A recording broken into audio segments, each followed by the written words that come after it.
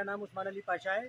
मैं राष्ट्रीय महासचिव हूँ किसान यूनियन का। आज हमारा प्रस्तावित कार्यक्रम था जिसमें हमने तहसील दिवस की अध्यक्षता कर रहे हमारे उप जिलाधिकारी सदर को एक 6 सूत्रीय ज्ञापन सौंपा है और ज्ञापन में कई सारे बिंदुओं पे चर्चा की गई और मांग की गई है।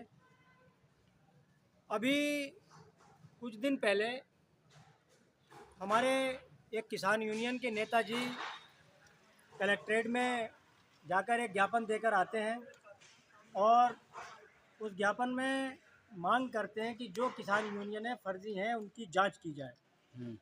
तो पहले तो मैं बता दूं कि हमारी जो किसान यूनियन है उसका राष्ट्रीय नंबर 10-151, जहां चाहें उसका चेक करा सकते हैं, कोई बात नहीं है। लेकिन किसान यूनियन फर्जी है या असली है इसकी जांच का विषय नहीं होता। आप किसान असली हो या नहीं हो, विशेष जांच का है। उनके साथ में जो लोग खड़े थे उन्होंने कई सारी बातें बड़े मज़े की कहीं जिस पर चर्चा की जाना चाहिए।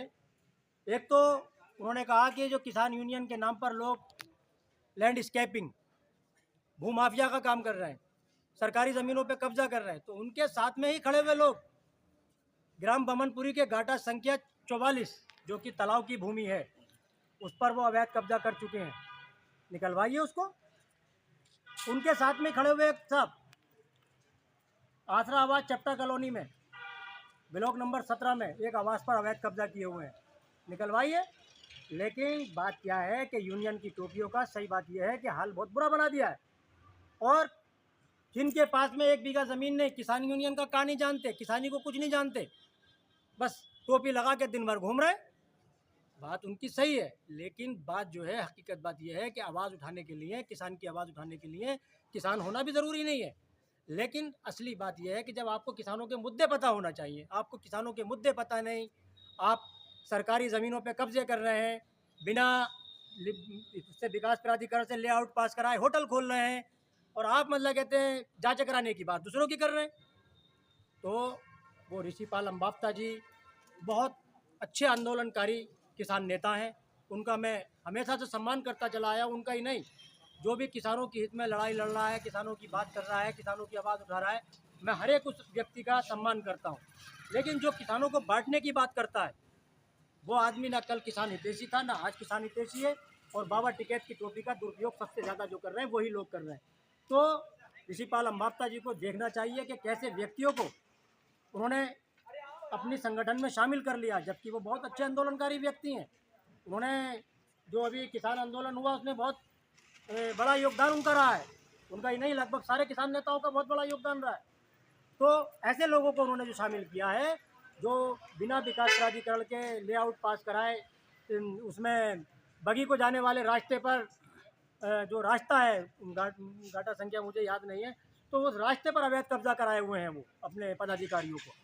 तो ये जो चीज़ें हैं ये सरासर गलत हैं। चाहे कोई भी सरकारी ज़मीन पर कब्जा करे, चाहे वो किसान हो या कोई भी हो, तो प्रशासन को चाहिए कि सबसे पहले उसको कब्जा मुक्त कराए। और अब हमने जो है इस विषय में अवगत करा दिया है श्रीमान उप जिलाधिकारी को, और उन्होंने जो है कि अब अभी जांच कराकर इसका वो करेंगे। अगर उसका प्राधिकरण से नक्शा पास नहीं हुआ तो इस तरह के जो भी होटल जो खुल रहे हैं ये सारे बंद होंगे, क्योंकि वहाँ पर पहले ही काफ़ी जगह तंग है, क्योंकि जो रोड की जगह होती है उस पर भी खोखे वोखे बना के रख लिए हैं।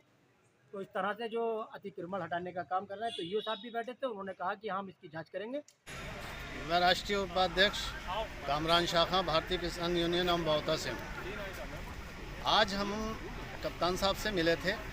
इस बारे में हमने 25/11 को राष्ट्रीय अध्यक्ष के कहने पर पूरे उत्तर प्रदेश के अध्यक्षों ने अपने अपने ज़िले के डीएम साहब को ज्ञापन दिए थे फर्जी यूनियन वालों को की धरपकड़ के लिए, जो फर्जी यूनियन चला रहे हैं। इसी क्रम में उस्मान पाशा ने 2 तारीख में एक सोशल मीडिया पर एक वायरल ये किया कि जो सज्जन यूनियन के बारे में कह रहे थे, मेरा रजिस्ट्रेशन ये है। हमारा उस्मान पाशा से कोई लेना देना नहीं। जो कुछ भी उन्होंने अपने बोले हैं, वो जो कुछ भी उन्होंने बताया है वो सारी चीज़ें फर्जी हैं, जबकि वो खुद फर्जी हैं और अश्लीलता फैला रहे हैं। उनका एक आदमी राकिब नाम का 2 बार हमारे पंचायत स्थल पे, जो कि 5 तारीख में महापंचायत होने जा रही है, इस स्थल का आके जायज़ा लिया, चारों तरफ घूमा और ये चला गया। हमें शक है कि यह कुछ ना कुछ कर सकता है, और कप्तान साहब को हमने बता दिया है और थानागंज प्रभारी को भी दे दिया है कि अगर कुछ भी होता है, चूक होती है, तो उसकी जिम्मेदारी हमारी नहीं होगी। प्रशासन, पुलिस प्रशासन अपनी जगह अलर्ट हो जाए और उसके खिलाफ कार्रवाई करे। ये कुछ भी करा सकता है, क्योंकि हमें अब से उसके ऊपर शक हो गया। हमारे राष्ट्रीय अध्यक्ष आ रहे हैं यहाँ पर, 200 से 300 के लगभग का हमारा यहाँ पे किसान इकट्ठे होंगे। कोई बात अगर हो गई तो टोपी सब हरी ओढ़े होंगे, हमें क्या पता कौन आया कौन कर गया। इसलिए इसका पहले से ही इंतज़ाम करना ज़रूरी है। इस बारे में हम मिले हैं और हमें नगर मजिस्ट्रेट महोदय से वो भी लेना थी परमिशन, वो भी ली हमने।